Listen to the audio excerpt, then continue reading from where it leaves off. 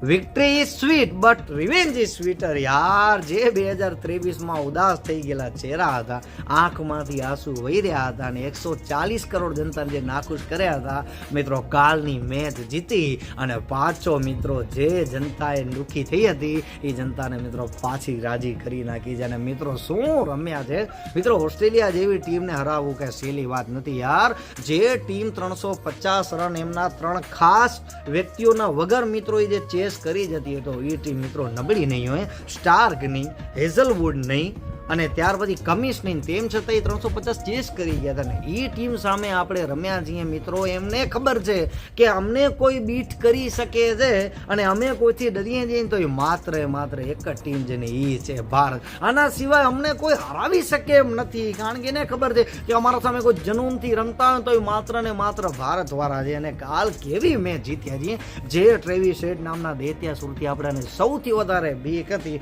એના માટે જે વરુણ ચક્રવર્તી ચક્રવ્યૂહ ગોઠવ્યો હતો અને એના અંદર મિત્રો ફાઇનલી જે ટ્રેવિસ હેડ ફસાઈ ગયો. નકર મિત્રો એ ઉપડ્યો કેવો હતો, પણ આપણો વરુણ ચક્રવર્તીએ જે ચક્ર ફરાવતો આવ્યો અને મિત્રો જે આઉટ કર્યો છે આપણાને હાશકારો થઈ ગયો કે ભાઈ આ ખારોત્યો આઉટ થઈ ગયો. ને કે 2023ના વર્લ્ડ કપમાં આપણને આ જ નડ્યો હતો ને ફાઇનલી એને આપણે આઉટ કરી જ નાખ્યો. અને ત્યાર પછી મોહમ્મદ શમી એને મિત્રો શું બોલિંગ નાખી છે. ખરેખર તો આપણા બોલરોને યાર સેલ્યુટ છે કે યાર એમના લીધે જ આપણે મેચ જીત્યા છીએ. કારણ કે ઓસ્ટ્રેલિયા જેવી ટીમને યાર 264 રનમાં એમ કહેવાય દબાવી નાખવા એ કાંઈ સહેલી નથી યાર.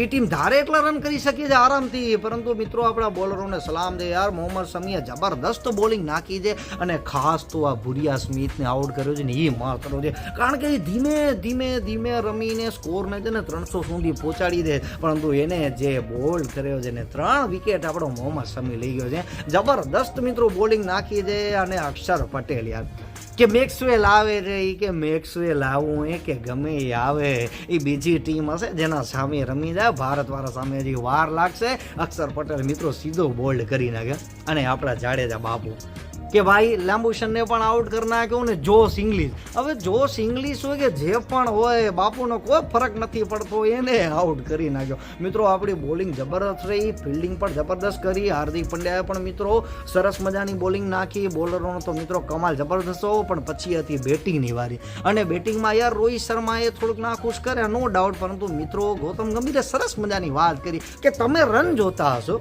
પરંતુ અમે એનો છે ને ઇમ્પેક્ટ જોઈએ છીએ. મિત્રો હવે આપણને ખબર છે કે સ્લો રમી શકે એમ છે નહીં, એને મારવાનું હતું, પરંતુ કહેવાય ને બધાના નસીબ ન હોય ને બધા બેટ્સમેન રમે એવું કાંઈ જરૂરી તો છે નહીં. મેચમાં ક્યારેક કોઈક રમે ને ક્યારેક કોઈક નહીં રમે એવું બનતું હોય કે બધા બેટ્સમેન તો રમવાના છે નહીં, પરંતુ આખિર મિત્રો આપણો ચેસ માસ્ટર કોહલી રમી ગયો ને મિત્રો એ ખરેખર મજા આવી ગઈ યાર. ગમે એવો ટીમ અંડર પ્રેશરમાં હોય પરંતુ આ ભાઈ રમે ને રમી જ જાય યાર. શું ઇનિંગ રમ્યો છે અને એનો જે સાથ આપ્યો છે શ્રેયસ અય્યર મિત્રો 3 ઇનિંગથી ભાઈ લગાતાર સરસ મજાનો રમતો આવે છે. આ મેચમાં પણ એને વિરાટ કોહલીનો સરસ મજાનો સાથ આપ્યો, પરંતુ અંતે ભાઈ 45 રનમાં આઉટ થઈ ગયો. અને હવે આપણો ચેસ માસ્ટર કિંગ કોહલી તો મિત્રો સરસ મજાના 84 રન રમી ગયો અને કેએલ રાહુલ એના સરસ મજાનો સાથ આપતો હતો. અને જ્યારે એ મુવમેન્ટ છે ને મિત્રો હાર્ટ ટચિંગ હતી.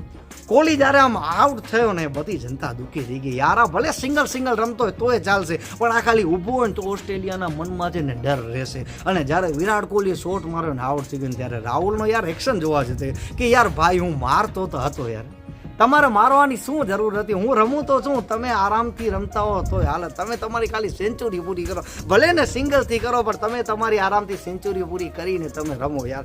ખરેખર આજે તો મેચમાં જે છે ને આપણા કેએલ રાહુલે પણ આપણું દિલ જીતી લીધો અને લાસ્ટનો યાર એણે વિનિંગ શોટ તો એણે માર્યો છે અને મેચને જીતાડી દીધી. એટલી સરસ મજાની મિત્રો બેટિંગ એણે કરી છે. અને આપણો કુંફુ પાંડ્યા યાર, આ ભાઈ તો ફિયરલેસ બેટ્સમેન જો મિત્રો. વિરાટ કોહલી આઉટ થઈ ગયો છે, ટીમ અંડર પ્રેશરમાં છે, પરંતુ મિત્રો ભાઈ તો એકદમ ફિયરલેસ જ છે યાર. એની શું એન્ટ્રી હતી, આયા ભેગો મિત્રો 3-4 બોલ જોયા અને પછી સીધો 106 મીટરનો 6. મિત્રો કોણ આવું રમે યાર, ભાઈ આ ગ્રહનો છે જ નહીં ભાઈ, એલિયન છે. 746 હોર્સ પાવર સીધો મિત્રો શોટ મારે છે અને પછી મિત્રો જંપાને બોલાય, ભાઈ જંપા આવશે ને આરામથી જે હાર્દિક પંડ્યાની વિકેટ લઈ જશે. અરે મારા ભાઈ, આ સાવજ છે આપણો, ભલે દોડતા દોડતા થોડા પગમાં લાગી ગયો, પરંતુ સાવજને પગમાં લાગી જાય એનો મતલબ એમ નહીં કે હવે રમશે નહીં. મિત્રો 5મો બોલ હતો અને 5મા બોલે જે સ્ટ્રેટમાં 6 માર્યો છે યાર, અને ત્યાર પછી 6થો બોલ મિત્રો બેક ટુ બેક બીજો 6, અને આ 6 તો એણે જે માર્યો છે 101 મીટરનો. મિત્રો આયા ભેગો 106 મીટરનો 6 માર્યો હતો, અને આ વખતે 101 મીટરનો. ને આ જ્યારે છેલ્લો શોટ માર્યો ને ત્યારે તો મિત્રો એણે એનો એટીટ્યુડ જોવા જેવો હતો, એનો બોલ તરફ ધ્યાન નથી દીધું, એને જોયો નથી બોલ ક્યાં ગયો, એને ખબર જ હતી મેં શોટ માર્યો છે એટલે 6 જ હશે. મિત્રો વિરાટ કોહલી, મોહમ્મદ શમી, ગૌતમ ગંભીર બધા ખુશ થઈ ગયા યાર. આ ભાઈ જેને કોઈથી ઘટે એમ નથી યાર. જંપાને મિત્રો જંપવા નથી દીધો, આખી રાત નીંદર નહીં આવે, બેક ટુ બેક 2 છક્કા માર્યા છે. અને અક્ષર પટેલે સરસ મજાની બેટિંગ કરી. મિત્રો આ 2 જણા એવા રમતા હતા જેમને અંડર પ્રેશરમાં હતા જ નહીં. અને હું હજી એમ કહું છું કે આ ખરેખર સરસ મજાનું રમી શક્યા ને તો એના પાછળનું કારણ એ હતું કે વિરાટ કોહલી, શ્રેયસ અય્યર અને રાહુલ છે એ શાંતિથી રમતા હતા, એના કારણે આ બધા હાર્ડ હિટિંગ કરી શક્યા, નહીતર થઈ ન શકે. મિત્રો ટીમની યુનિટી છે ને ખાસ જરૂરી છે. અને કેએલ રાહુલ મિત્રો ફાઇનલી એમ કહેવાય ને 6 મારી અને મિત્રો આપણે હિસ્ટ્રી ક્રિએટ કરી નાખીને જે મિત્રો બદલો હતો ને ફાઇનલી બદલો પૂરો કરી લીધો. એટલે હવે ફાઇનલમાં આપણે પહોંચી ગયા છીએ અને ટીમ ઇન્ડિયા મિત્રો જબરદસ્ત પરફોર્મન્સ કર્યું. તમને મિત્રો કાલની મેચ કેવી લાગી એ કમેન્ટમાં અવશ્ય જણાવજો.